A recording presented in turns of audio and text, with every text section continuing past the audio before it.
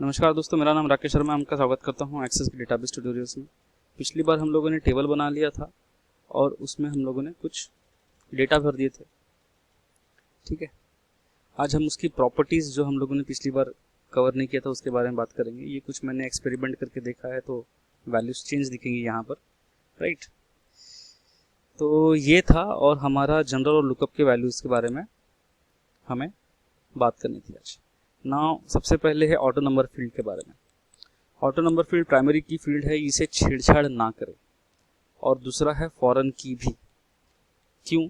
देखिए, auto number field में जो फील्ड साइज होता है वो लॉन्ग इंटीजर लिख के आता है। लॉन्ग इंटीजर मतलब -1 से लेके प्लस जितने भी 1 2 3 पर वैल्यू है विदाउट डेसिमल के। ठीक है, ये क्यों ज़रूरत होते हैं? बेसिकली 0 1 2 3 4 से समझ लीजिए। क्यों ज़रूरत होते हैं? ताकि वो उसे यूनिक वैल्यू काउंट करे, राइट। तो इसे लॉन्ग इंटीजर रहने दें। और इंक्रीमेंटल वैल्यू चाहिए, डेफिनेटली इंक्रीमेंटल वैल्यू चाहिए, हमें इसे छेड़छाड़ नहीं करना है। फॉर्मेट में भी कुछ नहीं करना है, कहीं कुछ नहीं करना है। ठीक है, लुकअप में कुछ है नहीं है। क्यों? क्योंकि ये ऑटो नंबर है, इसीलिए। दूसरा है फॉरेन की, ये नंबर वैल्यू है। क्योंकि ऑटो नंबर और नंबर दोनों की वैल्यूज़ हैं, इसीलिए नंबर का भी जो फील्ड साइज होगा वो भी लॉन्ग इंटीजर होगा। और बाकी इन सबs को भी मत छेड़ें, क्योंकि वो इससे कनेक्ट होता है। इसमें जो प्राइमरी की होगा वो फॉरेन की इसमें कनेक्ट होगा। तो अगर छेड़छाड़ करेंगे तो आपको पता होना चाहिए कि मैंने क्या किया है, और तभी आप उसे बराबर कनेक्ट कर पाएंगे बिना एरर के। सो इन दो फील्ड के बारे में जैसा है वैसा छोड़ दें। चलिए हम नेक्स्ट में बढ़ते हैं, शॉर्ट टेक्स्ट पे। शॉर्ट टेक्स्ट मैक्सिमम टाइम पे यूज होने वाली चीज़ है। ठीक है, शॉर्ट टेक्स्ट में क्या बता रहा है? सबसे पहला फील्ड का साइज, मतलब नेम है। अब नेम कितना बड़ा हो सकता है? क्या ये 25 वर्ड से बड़ा हो सकता है? 255 वर्ड का कोई नाम हो सकता है क्या? नहीं हो सकता। तो इसीलिए जितना आपको लगता है कि हाँ 25 वर्ड इज मैक्सिमम, किसी भी एक आदमी का नाम 25 वर्ड से ज़्यादा नहीं हो सकता, सिर्फ नाम। ठीक है, फर्स्ट नेम या जो भी है, या फिर कोड नंबर है, या कोई भी है, आपको पता है कि इससे ज़्यादा इसमें ज़्यादा बढ़ नहीं सकता, तो उसको वहाँ पर उतना डिफाइन करके छोड़ दें। इससे आपकी मेमोरी बचेगी, इससे आपको डेटाबेस भी छोटा बनेगा और हैंडल करने में आसानी होगी। ठीक है, फॉर्मेट में देखिए क्या है, अभी खाली है, कुछ नहीं है। क्योंकि शॉर्ट टेक्स्ट है, हम क्या करते हैं, इसमें ग्रेटर देन साइन डाल देते हैं। ये ग्रेटर देन साइन क्या करेगा? कोई भी चीज़ हम यहाँ पर एंटर करेंगे, अगर हम मतलब कोई मेरे बदले कोई और इंसान मेरे डेटाबेस को हैंडल कर रहा है और उसे मालूम नहीं है कि कैपिटल लेटर में लिखना है या स्मॉल लेटर में लिखना है, और उसने काम करके चला गया, ये चीज़ हमें यहाँ पर बचाती है। ये अब जो भी चीज़ वो टाइप करेगा वो कैपिटल लेटर में ही लिख के आएगा। ठीक है, इसे हम चलो देखेंगे। पहले एक बार इसको चलो देख ही लेते हैं। यस, जैसे कि देखिए मैंने यहाँ पर कॉफ़ीज़ और ये टाइप किया था। मान लीजिए मेरा कोई नया प्रोडक्ट है, बुक, मैंने स्मॉल में लिखा है, एंटर मारता हूँ, कैपिटल में आ चुका है ना। तो ये फ़ायदा होता है जब आपके पीठ पीछे कोई काम कर रहा है, लेकिन आपको इसका प्रॉब्लम इसकी वजह से नहीं होती है। ठीक है, इनपुट मास्क क्या है कि कोई भी डेटा है, अगर हम किसी तरह का डेटा को इनपुट मास्क लगा देते हैं, जैसे कि ये इनपुट मास्क के कुछ टाइप है, जैसे फ़ोन नंबर है, सोशल सिक्योरिटी नंबर है, ये इन्हीं सब चीज़ों पे इनपुट मास्क लग सकता है। तो अगर मैं इसको सिलेक्ट करता हूँ और नेक्स्ट कर देता हूँ, तो अब मैं 3 3 6 और 4 10 नंबर मुझे भरने होंगे, और वो इसी तरह से दिखेंगे।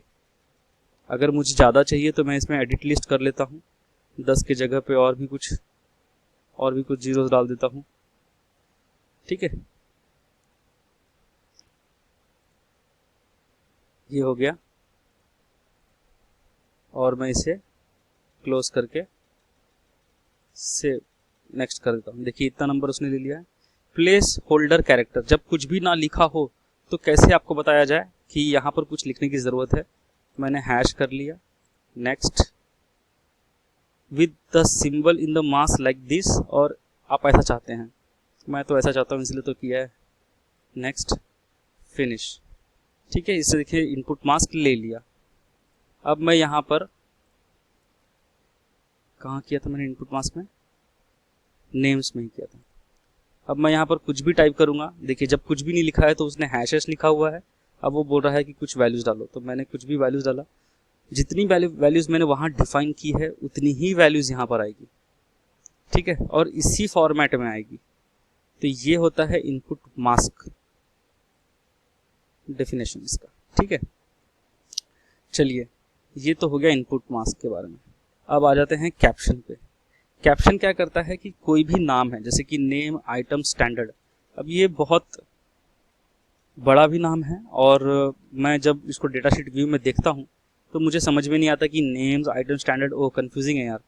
ठीक है, मैं इसका कैप्शन डाल देता हूँ और इसको नाम डाल देता हूँ नेम्स। नेम्स का ही फील्ड है, आइटम स्टैंडर्ड तो हमेशा स्टैंडर्ड वैल्यूज हैं, कॉपी पेस्टेड वैल्यू है, तो नेम से मैंने यहाँ पर नेम डाल दिया, सेव किया। अब देखिए यहाँ पर ऊपर में लिख के आ गया name.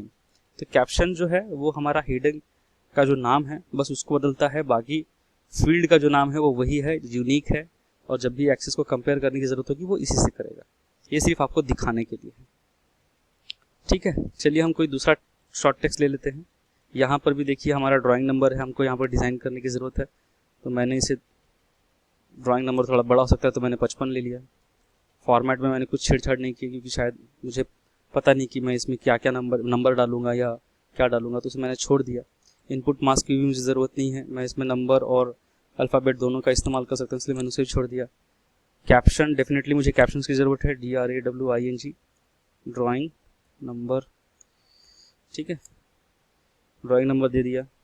Default value, default value क्या होता है कि जब कोई भी वैल्यू नहीं हो और आपको हमेशा, जैसे कि सिटी के बारे में, कि आप मान लीजिए मुंबई में रहते हैं और आपके मैक्सिमम क्लाइंट मुंबई में भी हैं, तो जैसे ही आप इस पर होवर करेंगे, जैसे ही आप इस पर ड्राइंग नंबर पे आएंगे तो डायरेक्टली वो मुंबई ले लेगा।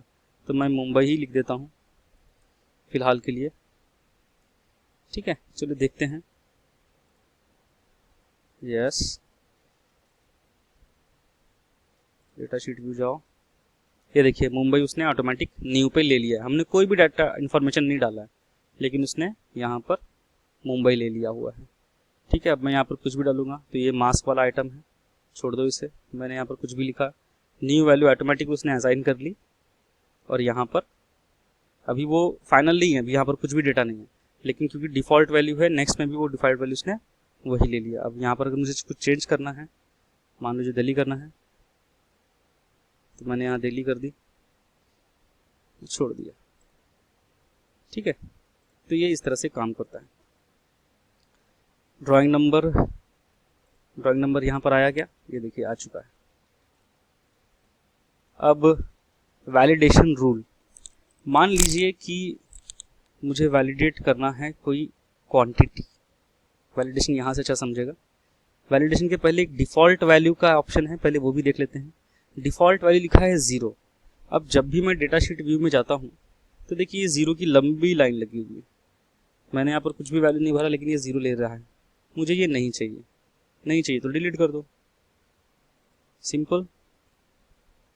यस, अब इसके बाद मैं कुछ भी डालूंगा, मुंबई आ रहा है, सब कुछ आ रहा है, डिफ़ॉल्ट वैल्यू ये भी रेगुलर आ रहा है, तो ये नहीं आ रहा, ठीक है।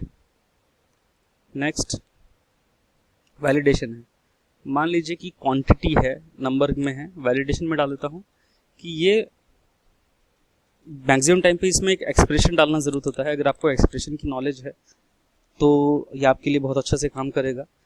ज़्यादातर हम इसे छेड़ते नहीं हैं, क्योंकि डेटा ज़्यादा डेटाबेस बनाने में हम लोग टिपिकल और ट्रिकी डेटा हम लोग इस्तेमाल नहीं कर रहे, जो ऑटो वैलिडेट करे और हमें वार्निंग दे। तो वैलिडेशन है, मान लीजिए मैंने क्वांटिटी है, मैंने उसको बोल दिया कि एक एक्सप्रेशन डाल दिया कि less than and equal to 30, मतलब कम से कम और कम 30 से नीचे या कम से कम 30 हो तो यहाँ पर वैल्यू इनपुट लेना, अदरवाइज एक मैसेज शो करना। तो मैसेज क्या शो करोगे, नीचे शो करो। ये जो टेक्स्ट है, एक्सेस कुछ अपना इंफॉर्मेशन देगा, लेकिन वो इतना लंबा चौड़ा होगा कि आपको समझ में नहीं आएगा, बहुत टेक्निकल लैंग्वेज में बात करेगा। मैं यहाँ पर लिख देता हूँ चेंज द वैल्यू, ये मैंने टेक्स्ट डाला हुआ है। चलो चेक करके देखते हैं काम करता है या नहीं। यस कर लिया। कहाँ था मेरा क्वांटिटी में था ना, मैं इसे न्यू में डालता हूँ 45, change the value, right, validation rule.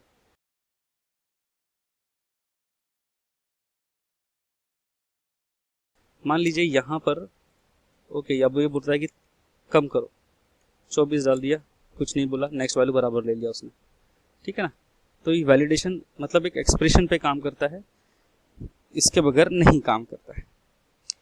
अब आईडी फील्ड है, नंबर फील्ड है, ये सब चीज़ हो गया।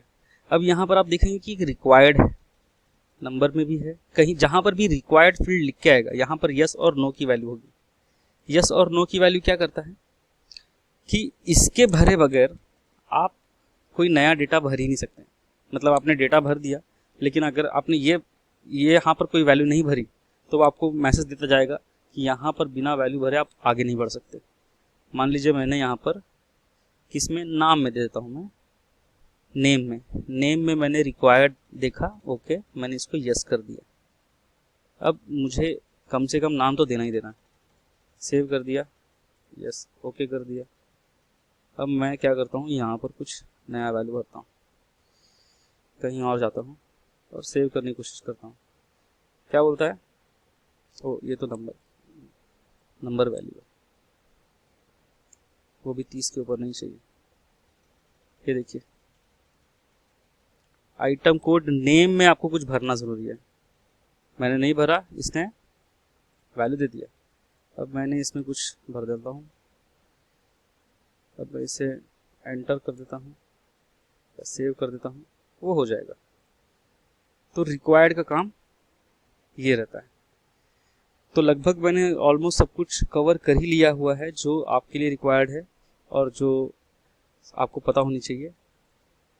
एक सिर्फ डेट का फैक्टर है जो ये बच गया था लास्ट, और डेट में